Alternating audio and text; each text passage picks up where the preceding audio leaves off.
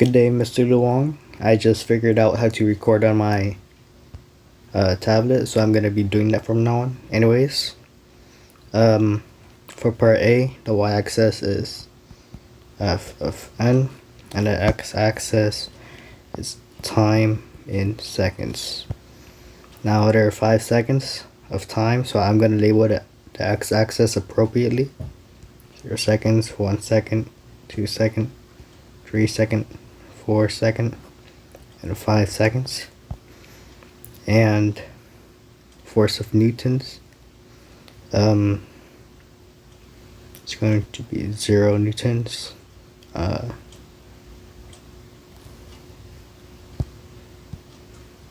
Actually, it starts from the opposite direction, not the opposite direction, but from, yeah, this is 0 newtons, 20 newtons, 40 newtons, 60 newtons, 80 newtons, 100 newtons. And when I said earlier it was going from the opposite direction, I did not mean the opposite direction, but that was newtons are going at a downward slope because it is decreasing 180, 60, 40, 20, 0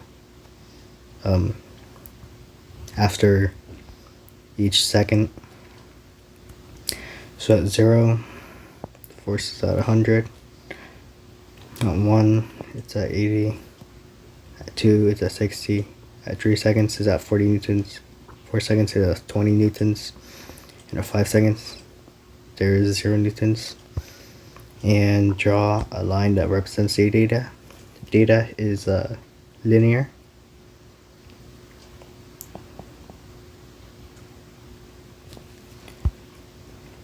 And yeah, for part B, using the information from data table or graph, determine an expression for f of t.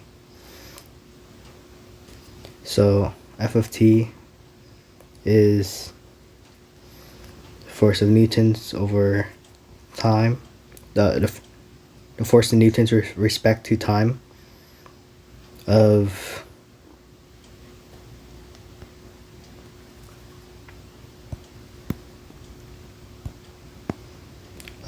the cart being pulled. So f of t equals to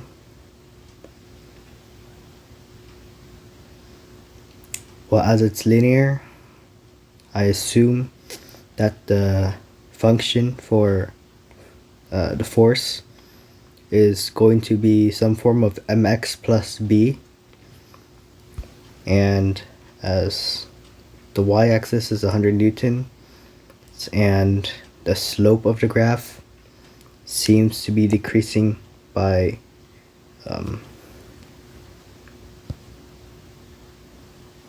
do I do a pointer? Well, I can't really do a pointer, but it decreases by 20 newtons every second.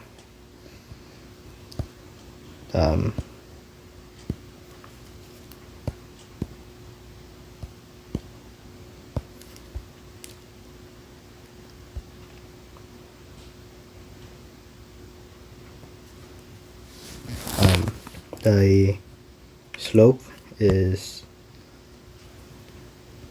negative 20 newtons per second, and it starts at an initial force of 100 newtons.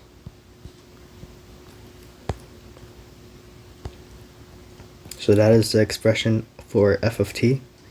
Derive an expression for the acceleration of the cart as a function of time t. We know that, and I'm gonna write part C up here in the right side of the graph. So we know that the net force equals mass times acceleration. And if we look at this cart, it has wheels. There's no force of friction going this way, and therefore the force that's putting onto the cart is the only force there is, and that means the net force F equals to the force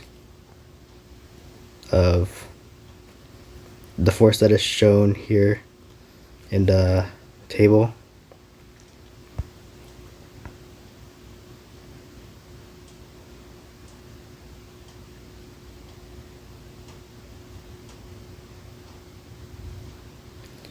So we know that the mass is 5 kilograms, and so the acceleration should be equal to the force of pull over the mass of 5 kilograms. And the reason why I'm putting F instead of a number is because the force is not constant, which means acceleration is most likely not going to be constant.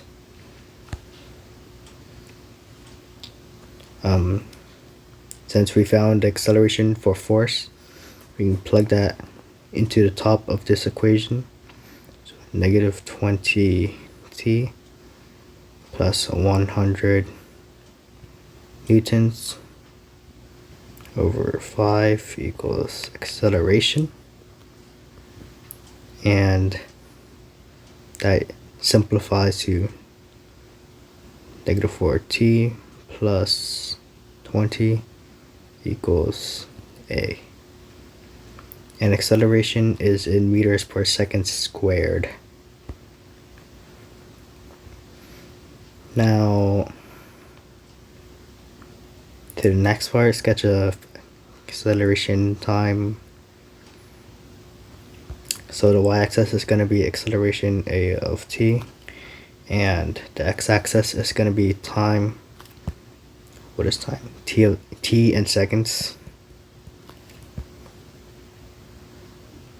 And similarly to the last graph, it only has 5 seconds of motion, so we will only graph 5 seconds. 0, 1, 2, 3, 4, 5 seconds. And as for acceleration, well, we will plug in the seconds to the acceleration formula that we've derived to find each of these points. So at 0 seconds, negative 4 times 0 plus 20 is 20, and I'm gonna label the top of this graph as 20 meters per second squared, as we know that the acceleration is directly proportional to the force graph, and therefore my maximum acceleration should be at 0 seconds during this time frame from 0 to 5 seconds of motion.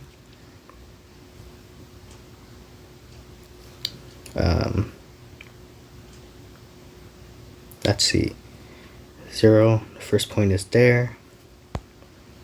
At 1 second, negative 4 times 1 plus 20, that's negative 4 plus 20 is 16 meters per second.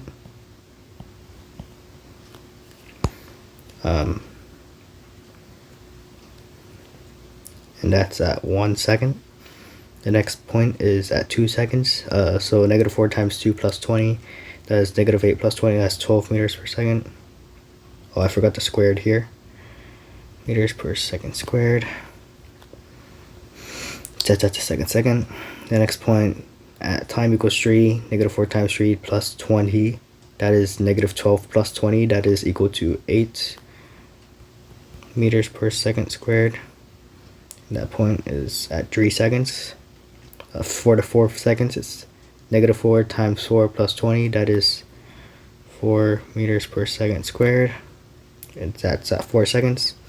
And as for the last time, 5 seconds, -4 times 5 plus 20, that is simply equal to 0. And I will not label that because it's just 0. I mean, I labeled the time. You know what, might as well. Meters per second squared. And the best fit line should just be linear, as it is proportional to the force graph. So it makes sense that it is similar. Next part E, what information? Well, there are many things we can derive from this graph, including the slope of a decrease of 4 meters per second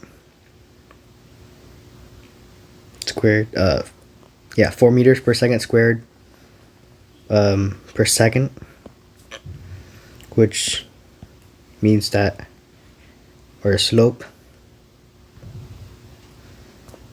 is equal to the derivative of our acceleration, which is equal to our jerk, and our jerk is a constant of -4 meters per second cubed.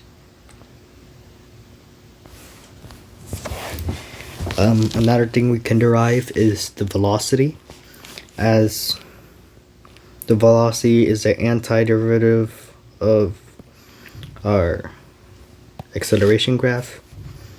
The area under the curve is equal to our velocity. And it's a simple triangle, as the line is linear. So 5 seconds times 20 seconds, 20 meters per second squared, divided by 2. Velocity equals 1/2 base times height equals 1/2 5 times 20, and that's simply this is a change in velocity, by the way. So the change in velocity over this entire period of time, 5 seconds of time, is 50 meters per second.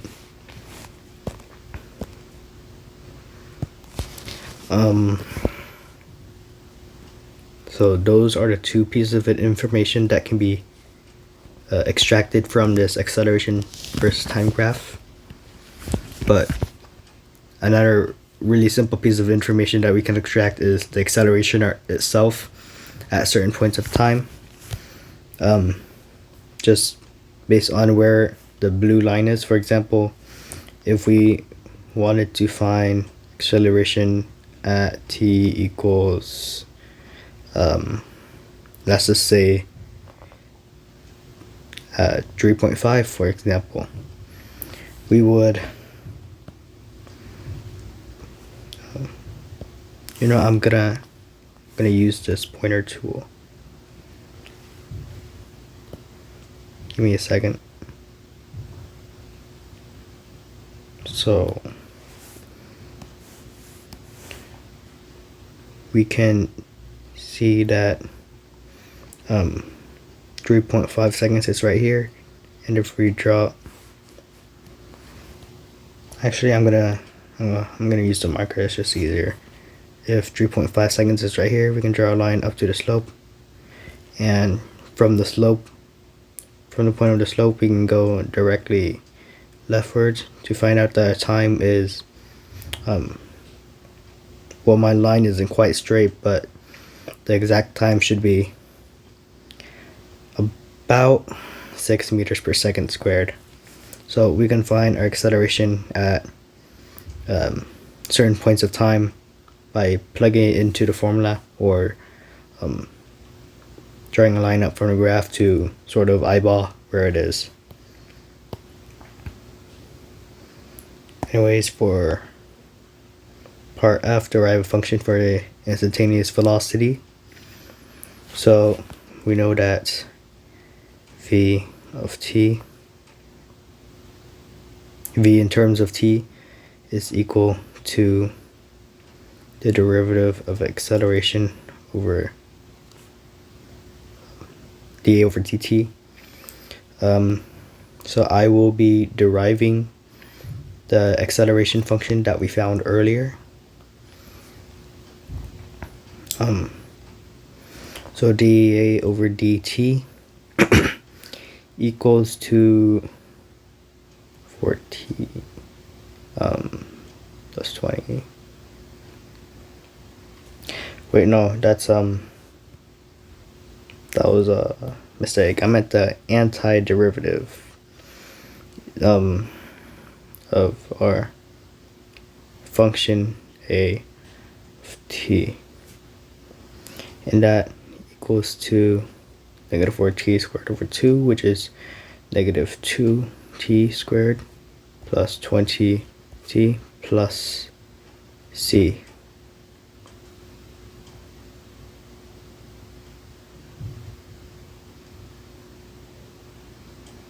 Do we know what c is?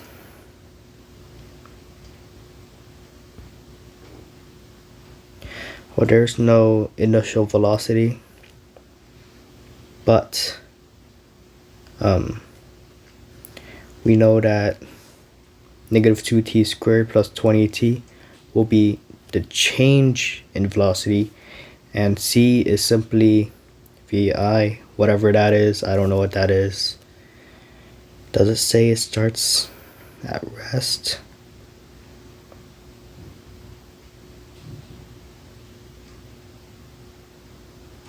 Well, it doesn't say what the initial velocity of the card is, so I'm just going to leave this as vi. And that is the expression for the instantaneous velocity function as per of time t.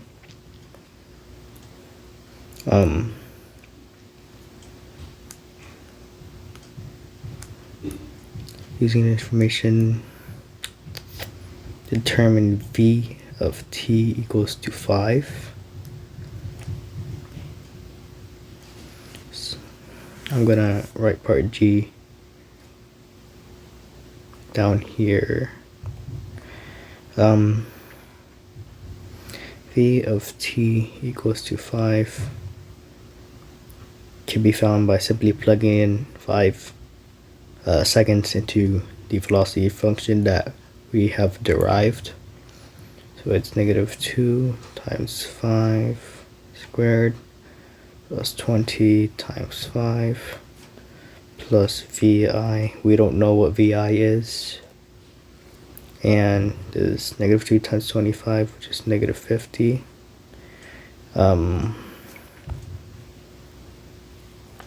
And 20 times 5, that's plus 100, plus vi. This is equal to 50 plus vi.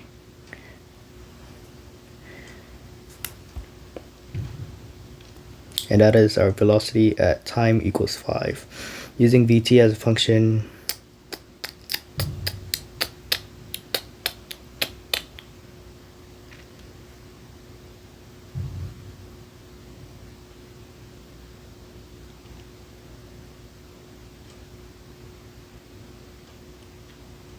oh, that's, I made a mistake. This is part H. Using the information that can be extracted from the graph, vt equals 5. So I'm going to erase all of this just to, make extra space for my work. And I actually did this a bit backwards, that's my apologies, but part H is there.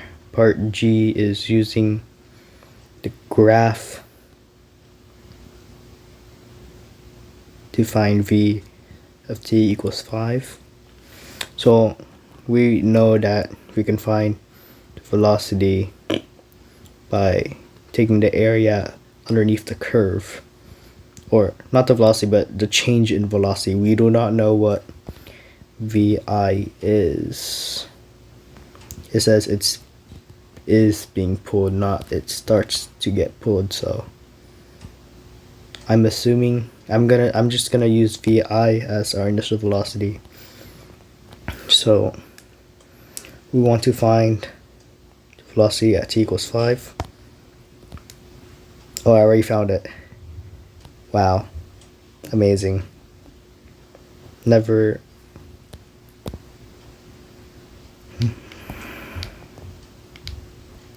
Where's my eraser tool? But I'm gonna elaborate on this a little bit. This is a plus 50 meters per second as the area over the graph. The area of the graph is over the x-axis, which means that the change in velocity is positive. Change in velocity is plus 50 meters per second, but you are not asking me to find the change in velocity. You're trying to ask me the actual velocity, VF at t equals 5. So change V equals V F minus VI and VF is the value we want to find, V at t equals 5. So I'm gonna plug in the values so plus 50 meters per second. I'm gonna add VI over plus VI equals to velocity at t equals 5. So our answer is plus 50 meters per second plus our initial velocity.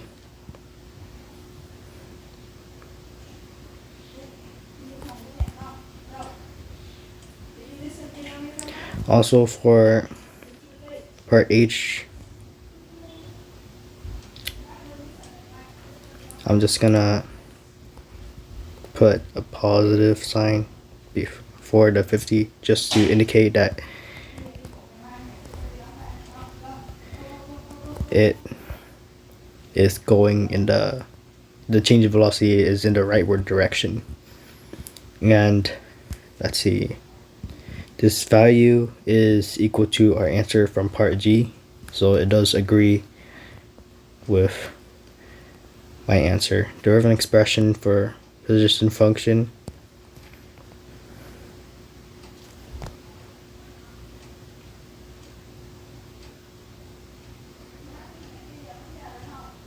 well, it doesn't tell us what xi is either, but I'm just going to take this as our point of reference and claim that xi equals 0 meters at t equals 0. I can't say the same thing for velocity because, I mean, there's not really a velocity of reference like a point of reference.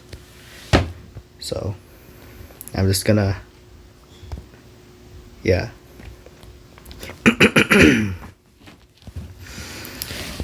We know that x of t is the inverse derivative of our v of t function. So why'd I change to red or whatever? But so anyways, the derivative of 50 meters per second plus VI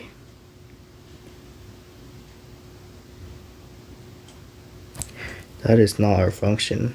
That is our velocity at time equals 5. Our function for velocity is, where was it? Oh, right. Negative 2t squared plus 20t plus c.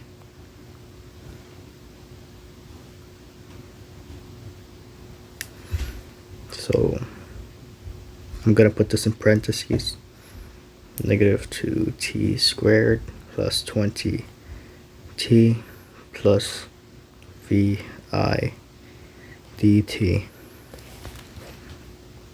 and this equals to negative 2/3 t cubed plus 20t squared over 2, which is 10t squared, plus vit plus c equals to x of t. I should probably move out of the way of my graph, so later it won't get in the way and all.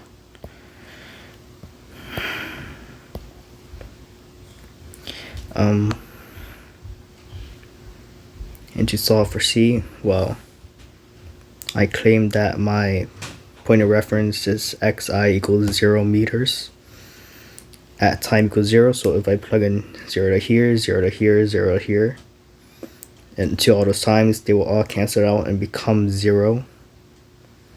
So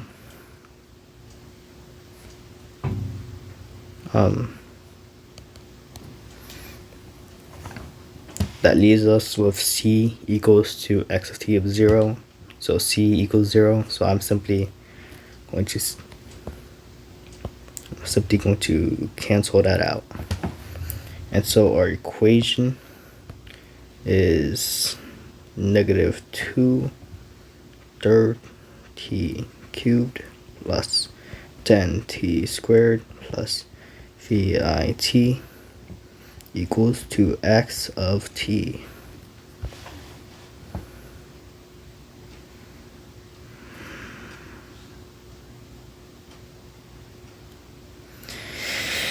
Sketch the position versus time graph. Well, this is going to be difficult since we don't know what VI is. Do we know what VI is? Am I tripping out?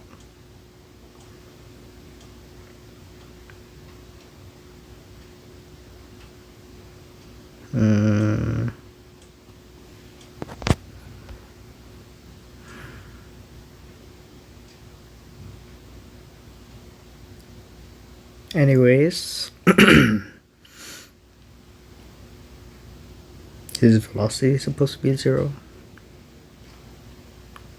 I mean, it says it's being pulled, so that suggests that it's in motion already. It's not that it begins to be pulled.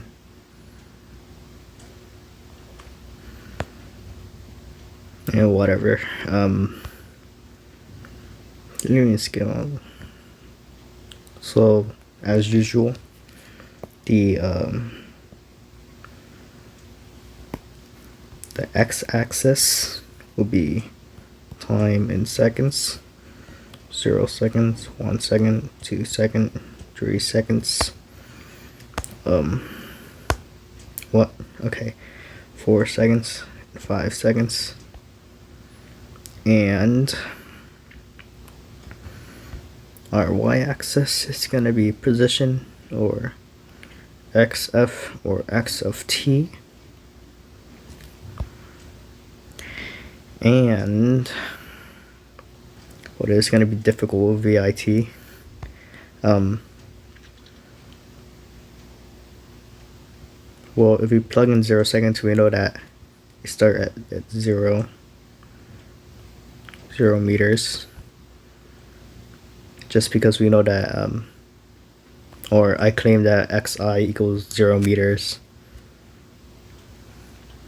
and at 1 second, if I plug in 1, that is negative 2/3 plus 10 plus vi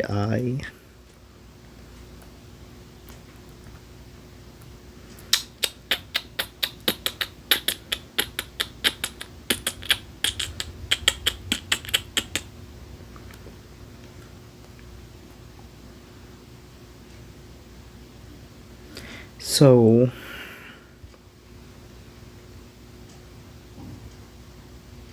You know what, whatever. I'm just gonna say that is 9 1/3 or 9.33.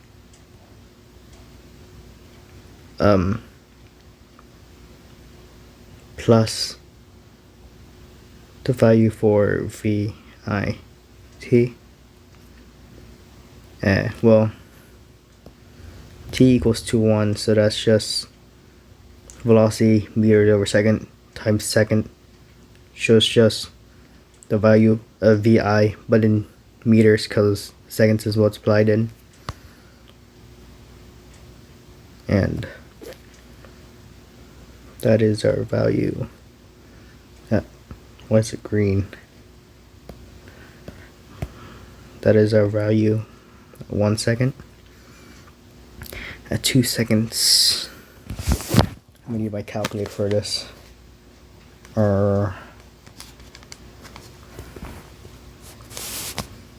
Let's see. I'm currently plugging in the function into my y equals, so -2 t cubed divided by 3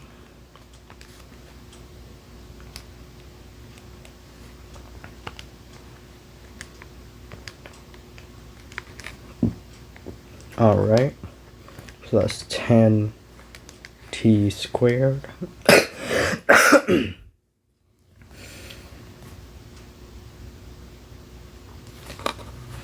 and does this camera work? I'm not sure if you can see very well on this bad camera, but I plugged it into my calculator. And let's see, y1 at 2 seconds. I'm going to move all of these out the way.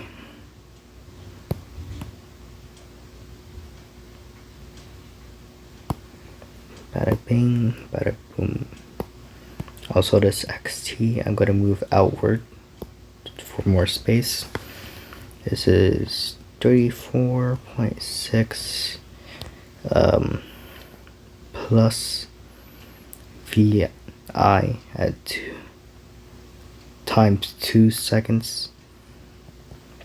So this is the value of vi but in meters, because it's multiplied by seconds. That's at 2 seconds. y1 at 3 seconds is 72. Pretty round number.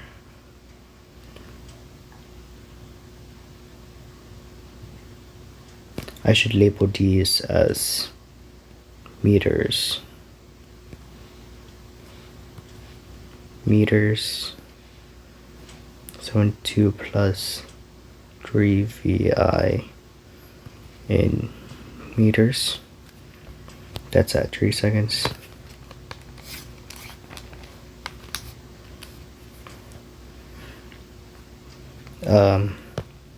Just at 4 seconds is 117.3 plus 4 vi in meters.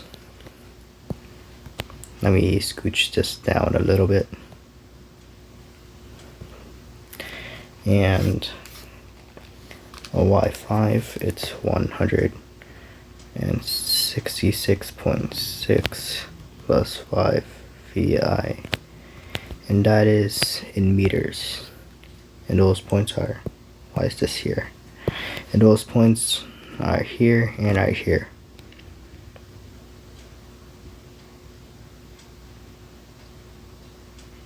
This is not quite to scale, and a large problem is just the VI just being there. I know some other students that I've asked in the Discord told me that they put VI at 0, but it's just that the wording, it says it is being pulled, so I was just not sure if I can say that VI is equal to 0. but well, it's whatever. Just let me adjust this graph real quick so it's more to scale. Well, I don't really know what VI is, but the graph should be a parabola based on because I mean the velocity function has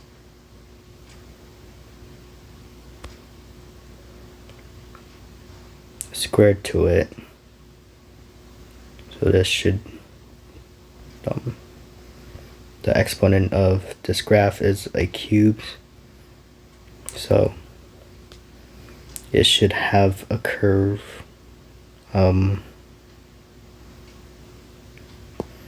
me just take all of these points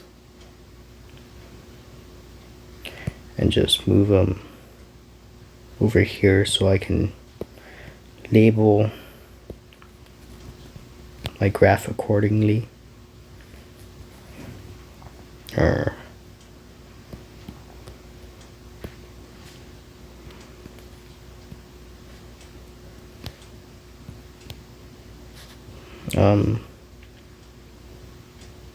Let's see. So let's take the maximum as 166.6 plus 5 VI. That is not 5 VI, because that is the largest number, unless VI is negative, of course, but I mean, it doesn't. If the force sensor is, I don't think that VI is, I mean, it could be, but I mean, the VI is quite confusing.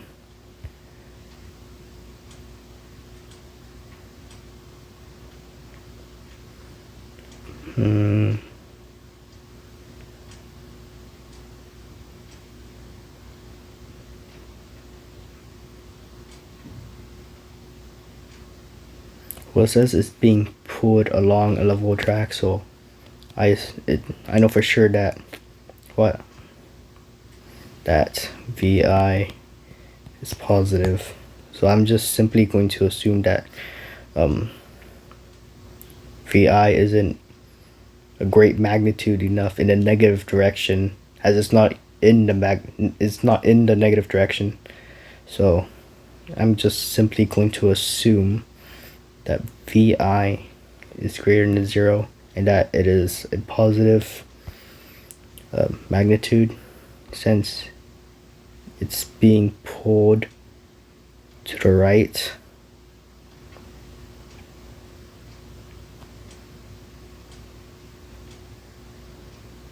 Yeah, because it's being pulled along a level the next track. So it shouldn't be negative. So I'm gonna assume that 5 VI plus 166.6 is the maximum.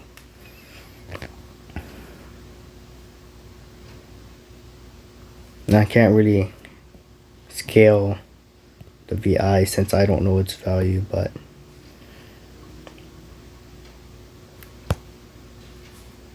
I know that for sure it's right there. I know this for sure is right here.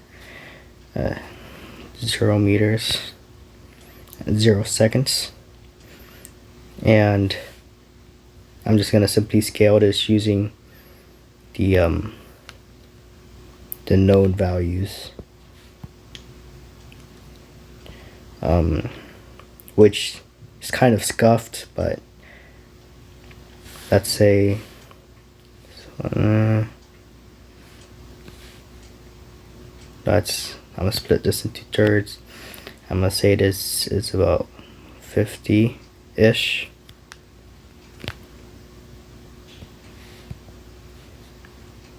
Yeah, 166, 150 plus whatever VI.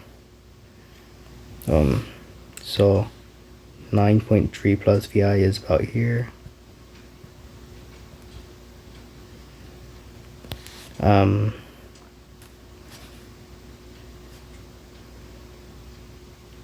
34, that's about 3 times. 34.6 plus 2 VI. That is at the second. None of these are in meters.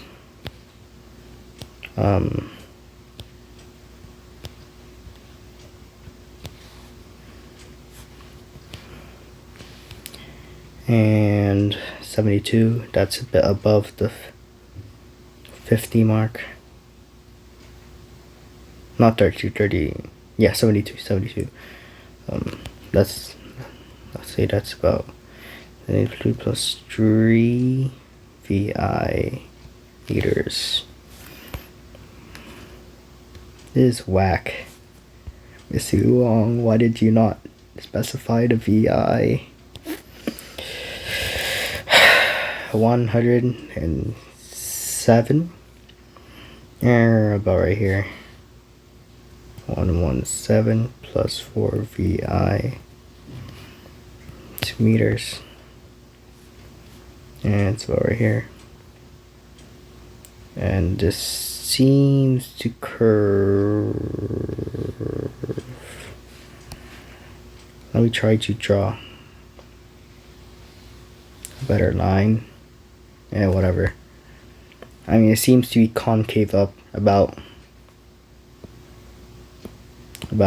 here, but it is definitely not linear. And the scale is, I wouldn't say it's the best, because I mean VI is quite something. Anyways, draw a line that represents, I'm going to draw the lines in red just to contrast with the blue. The instantaneous velocity at t equals 2. So at t equals 2, the what's it called? Was it the tangent line? Yeah, the tangent line, the slope is about that. Draw a line, the average speed from 0 to 1. What different colors do I have? That's too yellow for that one. From 0 to 1, the secant line. That is the slope, the average slope from 0 to 1. From 0 to, let's use green. 0 to 2. The line's a bit whack, but it's a bit higher than the secant line of 0 to 1, because it is kind of concave up. I don't know, my graph is a bit whack. Is this blue? I don't want blue. Oh, let's do purple. 0 to 3, the secant line is a bit higher. 0 to 4, let's use brown. The secant line is quite high, higher than the previous ones at least. Explain clearly what happens to the average speed during cart of each second. Well, we know that the average velocity is getting higher. The let's use this color. The tangent lines is getting steeper and steeper as time passes, or at least that's how the pattern seems during the first 5 seconds of motion. And well, the reason for this is because earlier we said that the velocity was above the x-axis, so it is speeding up, and acceleration is also above the x-axis. As acceleration and velocity are pointing in the same direction, you can say it's acceleration speeding up, whatever, in the positive x direction. Calculate the average velocity between 1 and 3.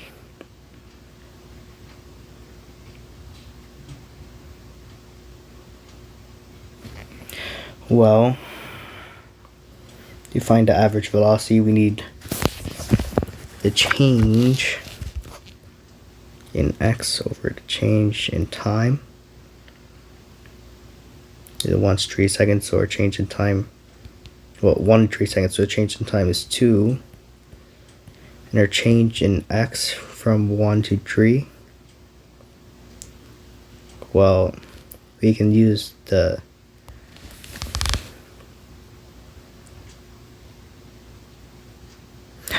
right, this is the position function. So at time equals 3, well, the change in x is xf minus xi. We know that xf is 3 seconds, and at 3 second, our thingamajiggy is 72 plus 3 vi. For some reason, why is vi here? I don't even know. And that's in meters. Whatever, that's whack. And our, yeah, this is our vf, our velocity at final 3 seconds, and our vi time equals 1 is 9.3 plus vi meters over a total time of 2 seconds. Crazy. Distribute the negative out. 72 minus 9.3. I can't mental math that. 62.7. 3 vi minus 1 vi, that's 2 vi. But this vi, as we remember, is in meters because it's the velocity times the seconds. And we're simply using vi as a value, not a velocity. Just over 2 seconds. 2, that cancels out. 62.7 divided by 2 is 31.35 plus vi, and that is our change in x over 2 seconds from 1 to 3. So that's